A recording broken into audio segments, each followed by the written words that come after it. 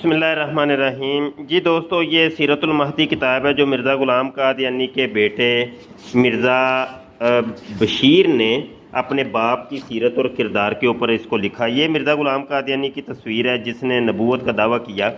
आइए जी, इस किताब के अंदर हम आपको कुछ दिखाते हैं और पढ़ाते हैं।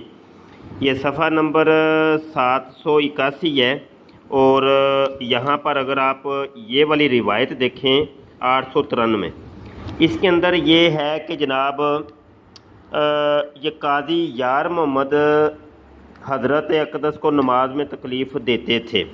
तो कादी यार मोहम्मद जो है ना, बहुत शरारती आदमी था।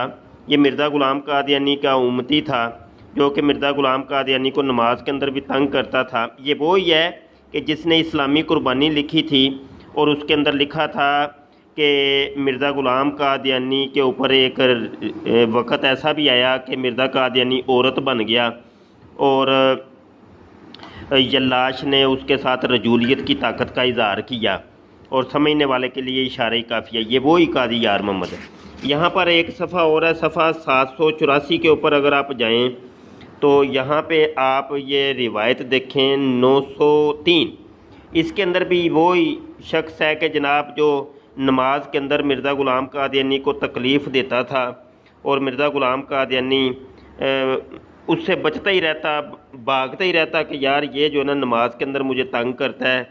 और तंग भी क्या करता था, बस ये ज़रा देख लें आगे कि जिस्म पर नामुनासिब तौर पर हाथ फेर कर तबरुक हासिल करता था। तो आपने देख लिया कि ये जो तंग करना है वो क्या था। और सजदे के अंदर भी वो फिर नामुनासिब हाथ फेर के वो तबरुक हासिल करता था।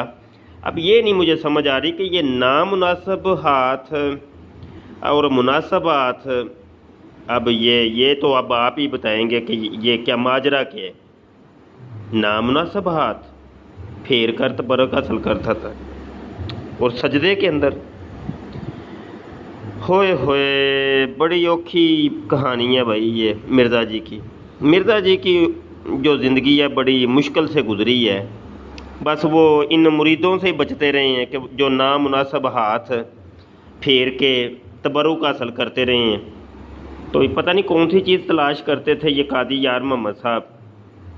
बहरहाल कोई कादियानी मरज़ई इसके बारे में बताइएगा भाई, ये क्या माजरा क्या था, ये क्या चक्कर क्या था, ये कौन सी रूहानी बात है।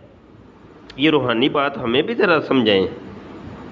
उम्मीद है आप हमें लाजमी बताएंगे। स्काइप के ऊपर आइएगा, यहाँ कमेंट ना करिएगा, आप कमेंट में शुरू हो जाते हैं। बहुत शुक्रिया। अस्सलाम वालेकुम रहमतुल्लाह।